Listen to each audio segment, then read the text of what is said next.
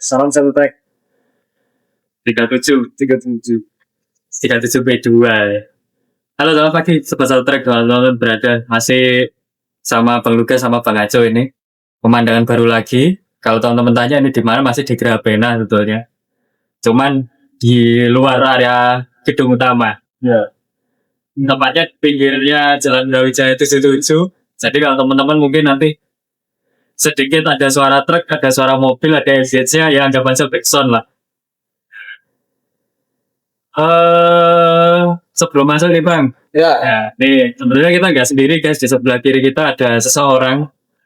Ini sekalian kita spill dikit Bang. Nah, Karena mungkin mulai besok kita punya konten baru. Ya, konten baru, bahasanya baru, segmennya baru. Apa itu tunggu aja besok. Oke. Bang, ya. balapan kemarin seru nggak? Mau dibilang seru ya enggak juga sih sebenarnya. karena ya apa ya, maksudnya banyak insiden kan, banyak crash di awal, apalagi itu di awal balapan. Jadinya kalau dia tetap menikmati, cuma untuk persaingan kompetitifnya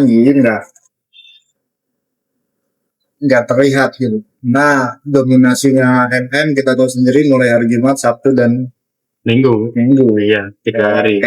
Kayak tidak ada perlawanan lah. Kalau mungkin teman-teman ada yang lihat dari Jumat ya Bang, Jumat P1 itu sudah kelihatan. Ya. Kelihatan ke depan ya, meskipun waktu sesi praktisnya Aco yang di depan. Ya. So ya. Tapi nggak apa-apa, itu ternyata dua sesi latihan di hari pertama ternyata tanda alam ternyata. Ya. Kalau yang sempat P1 nanti podium. Ya. Itu intinya gitulah kemarin. Sama di hari Sabtunya juga nggak terlalu banyak berbeda hasilnya. Pun sampai si akhirnya MM bisa pole, bisa juara sprint, ditutup minggunya bisa juara double podium. Oh iya, ini ternyata kemarin itu kemenangan 100-nya Marquez di GP balapan utama. Jadi selamat buat Marquez dan para penggemarnya ya. Ada dia yang dikasihkan ternyata di sirkuit balapan. Memang kebetulan kalau kita ingat dulu waktu analis sama Mas Benny Almarhum, ya kan, balapan kan memang jadi salah satu sirkuit baru yang jadi covernya Marquez, karena anti-clockwise, karena sirkuit kiri adalah Marquez gitu kan. Betul. Nah, kamu sirkuit baru Marquez di tahun lalu juga ini dapat all time lap record, ya kan? Langsung bisa setel sama sirkuit barunya Balaton Park. Ya. Jadi comebacknya Marquez kan akhirnya kan. Jadi comeback Marquez setelah cedera yang pada waktu ditabrak sama Yezeki. Jadi rentetan cederanya Marquez baru kemarin. Memang sebelumnya sudah ada, sudah muncul di Mugello kemarin kan sudah ada tanda-tanda pemain. Ini juga menjadi kemenangan pertama di kalender 2020. Ya benar. Betul. Bukan cuma Marquez, tapi juga buat Ducati Fabria. Yes. Pada umumnya ya. Karena kita lihat kemarin si Pecco juga nggak jelek-jelek banget. Ya. Dan juga rezekinya Pecco kemarin, karena sebetulnya dia itu ada di barisan yang nyaris jadi korban tabrakan beruntunnya Martin kemarin waktu start di awal. Karena kemarin kalau teman-teman ada yang lihat, langsung gitu lampu start padam, langsung ada insiden. Langsung di tikungan pertama mulai itu. Jadi Martin nempel nabrak ini si temennya, nabrak TDC terus habis itu perentet ke pembalap di depannya. Masuk kemarin kalau di total ada yang terlibat itu 5. Yang selamat 1. Ya crash karambol. Ya.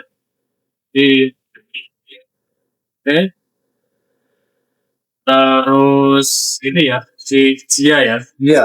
Jia kena juga, tapi Jia bisa balik race. Terus Hermin kena juga. Raul. Di total Aprilia hanya menyisakan Ayogura di Iya. sirkuit sampai finish. Kompak kejadiannya kurang lebih seperti ini. Lalu kemarin katanya Peko kemungkinan sih karena bukan dari Peko, karena Braumengi ya kemarin itu katanya aspalnya masih baru, Pak. Aspalnya baru, terus habis itu kayaknya Martin juga kurang bisa mengendalikan motor waktu lampu padam. Bilang Hilang kontrol. Makanya kalau dilihat kan langsung aja ngebut yang gak ada remnya. Iya. Baru berhenti ketika sudah saling tubuhan. Dan ternyata oleh Stewart Jepang yang marga dianggap racing incident biasa ternyata. Jadi tetap dapat sanksi, tapi di balapan selanjutnya. Ya kemarin itu kan sebenarnya harapannya Aprilia tetap ada ya kan biar jalannya balapan itu karena kan Aprilia sendiri kan kita tahu sendiri ada di 10 besar semua hampir Penanam utamanya juga utamanya tadi. Jadi makanya saya lihat balapan yang kemarin juga sempat down karena adanya crash itu tadi. Tapi untungnya di tengah-tengah balapan menjelang akhir ada jangan ya pertengahan awal balapan itu ada beberapa hal yang seru sebetulnya Bang. Apa? Terangnya ini atau sama Marquez. Ya akhirnya itu aja yang kita nikmatin kan sampai akhir. Sampai ya Kaleb itu tinggalnya akhirnya ada sendiri di overtake sama ya. Ya itu bentuk race kemarin kalau di MotoGP memang nggak terlalu banyak hal yang mengejutkan. Sebenarnya ada nih bro. Apa? Kemarin tadi malam saya sempat baca di komentar dengan kejadian crash-nya Martin. Jadi ada yang sempat berkomentar ini konspirasi antara KTP Spanyol dan Itali. Konspirasi online. Oh iya. Jadi faktornya sengaja apa ya kalau kita sebutnya itu kamikaze, penabrakan diri ya. Berdiri. Iya. Penabrakan langsung ke GCC. Karena harapannya biar atau mencegah supaya kan poin tertinggi kan GCC. Iya. Tapi saya rasa sih enggak gitu ya. Karena Martin sendiri kan juga lagi memperebutkan juara. Dia ada di posisi kedua. Tiba-tiba langsung ngambil bagian dia. Karena yang kita tahu harapan juga nggak kurang bro. Iya. Langsung main tabrak juga. Dan kan akhirnya kan si Martin kena double long lap itu tadi. Iya. Setelah diselidiki oleh Stewart di. Cuma memang itu hal yang bodoh. Saya rasa sih itu sangat-sangat blunder loh. Soalnya kan sudah tahu sendiri tikungan pertama itu pas lagi lalu lintasnya lagi rame sekali. Tiba-tiba dia masuk dari dalam late braking tapi nggak kontrol. Akhirnya ya itu tadi yang sangat disayangkan. Ya tapi nggak apa-apa, rezeki lah buat Ducati. Selamat buat Ducati kemarin yang akhirnya pecah telur. Dan dapat double podium juga. Pabrikannya kan dari Mahemem dan Bagnaia. Dan juga selamat buat Aco, akhirnya kembali podium lagi ya. Setelah sekian lama kita prediksi podium lagi. Ternyata kemarin bomnya di Balapan Hungaria kemarin. Oke, next geser ke Moto3 ya. Langsung aja ke Moto3.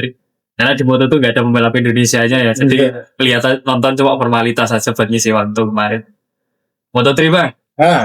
Moto3 ada si Beda. Tapi kalau kenalnya sebenarnya Beda juga selama latihan juga nggak bisa dibilang 100% jelek juga, karena di sesi kedua, makanya Beda juga bisa 3 besar malah.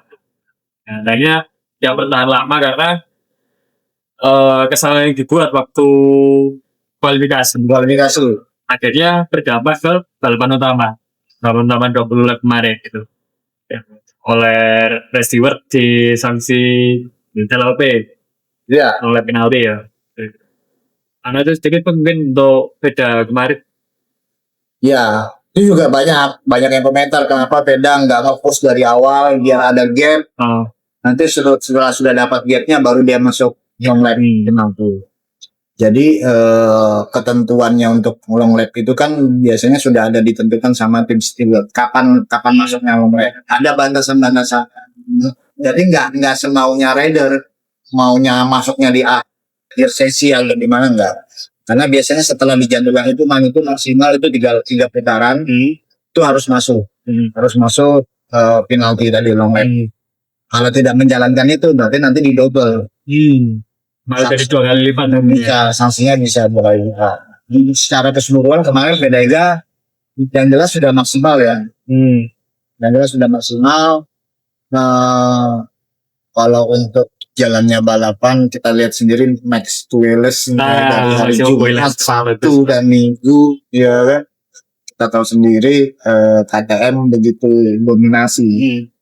Bahkan sampai sebelum ada kejadian red flag itu kan itu KTM semua itu. Oh iya benar. Mulai posisi 1 sampai 7. Oh iya. KTM semua ya. KTM semua.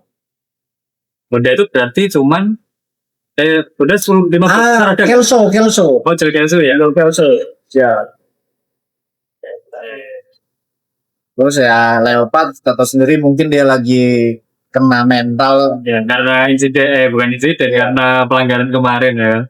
Dan untungnya update dikit ternyata untungnya nggak ada ini, nggak ada ACC bandingnya. Iya.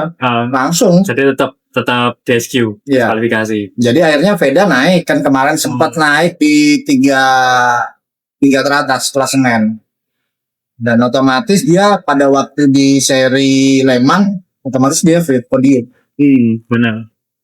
Veda ya rezeki lah buat Veda ya dari situ.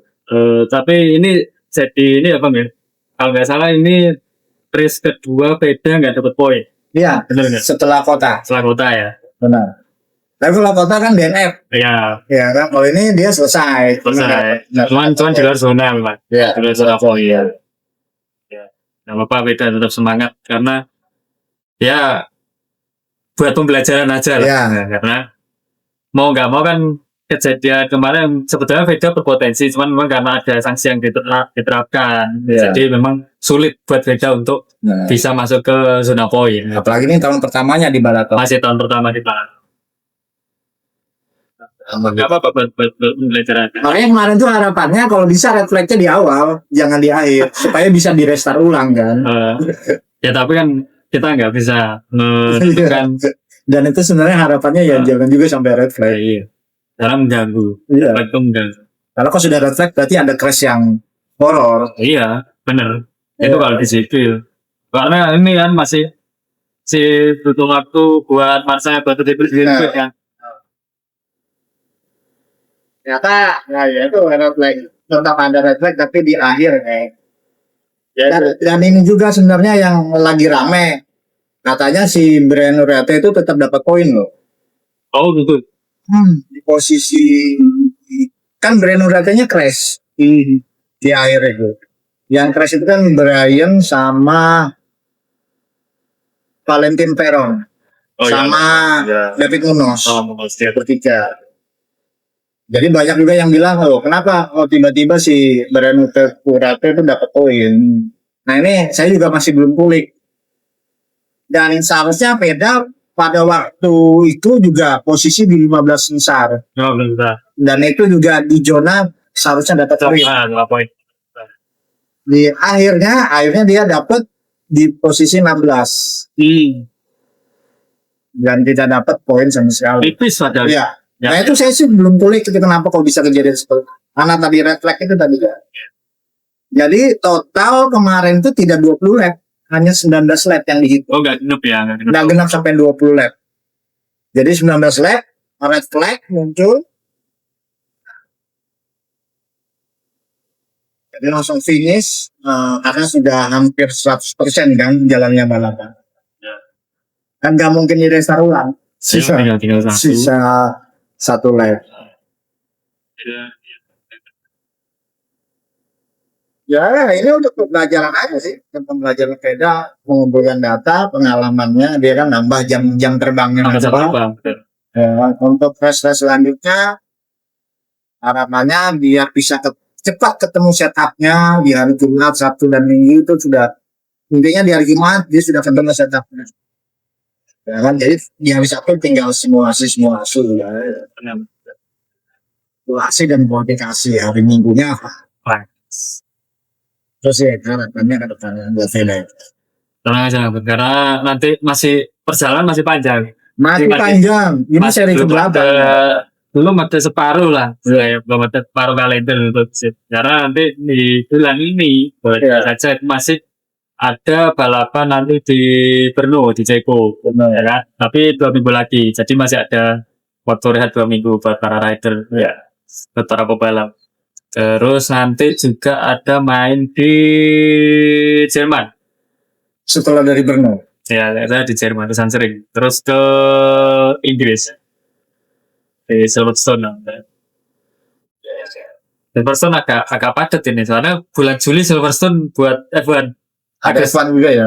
Agustusnya buat GP. Ya.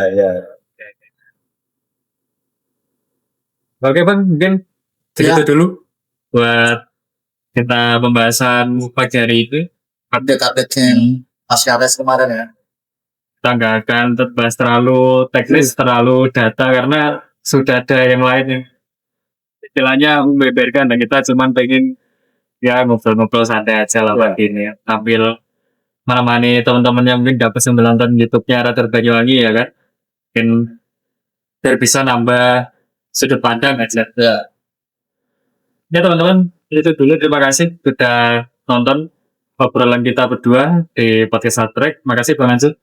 Kita ketemu lagi nanti ya, mungkin pekan depan untuk analisis prediksi lagi si balapan selanjutnya di Republik Cek di Brno, ya kan? Terus teman-teman, mungkin mulai besok ada segmen baru. Mungkin kalau ada lewat, klik aja, karena pembahasannya akan menarik mulai besok ya. Masih ya bareng kita lagi.